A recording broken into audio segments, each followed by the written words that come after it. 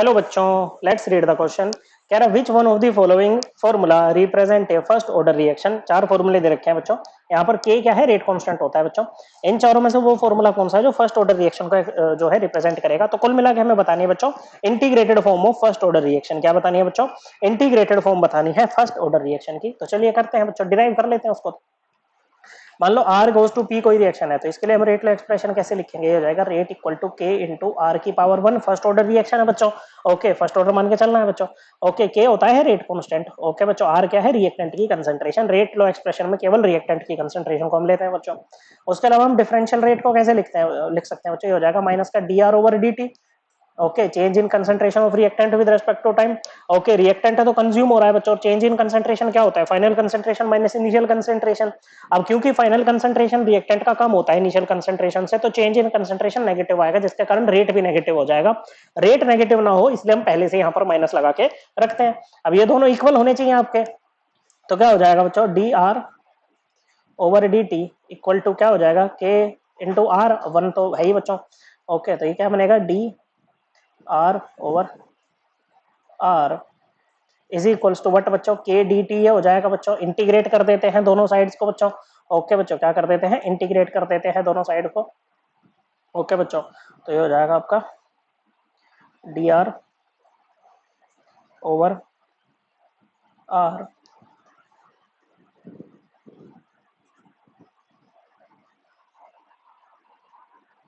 D R over R equal to what बच्चों?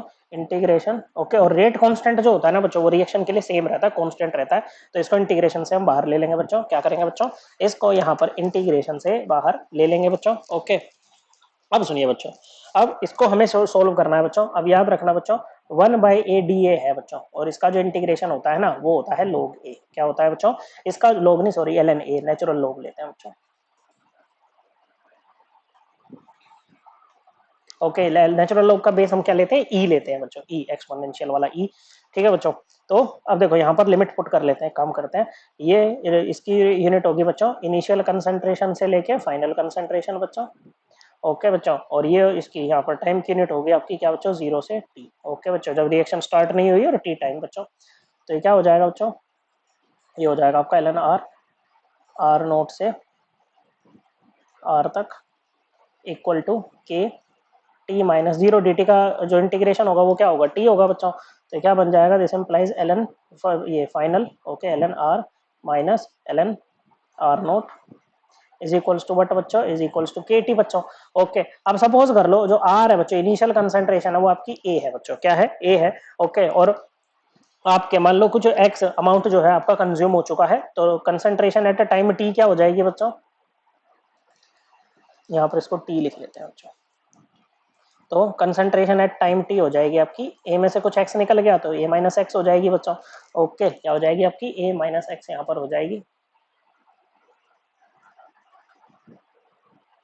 Okay बच्चों, तो ये क्या हो जाएगा बच्चों? इसको आप लिख सकते हो ln a minus x minus ln a हम लिख सकते हैं बच्चों इक्वल टू के टी बच्चों। क्या हो गया बच्चों? इक्वल टू के टी, ये हो जाएगा बच्चों। ओके, अरे हाँ, एक सेकंड बच्चों, हमने माइनस का साइन तो छोड़ ही दिया, यहाँ पर माइनस भी लेना है ना भाई साथ में। ओके,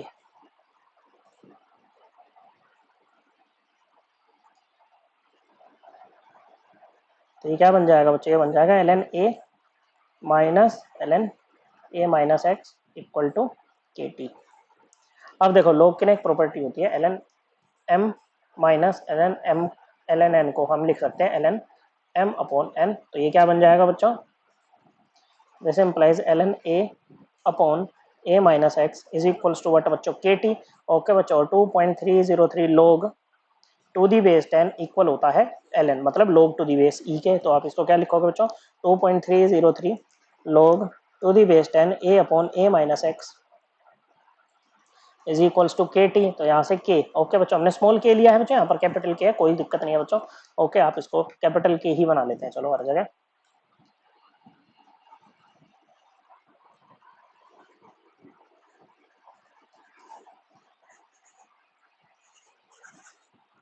तो क्या बनेगा बच्चों? यहाँ पर के है, के है, ये के है बच्चों, के टी, के टी के टी, और ये भी आपका के टी, और ये भी आपका के टी। तो के क्या हो जाएगा बच्चों, ये हो जाएगा आपका 2.303 over T log to the base 10 a upon a minus x, ये आ जाएगा बच्चों।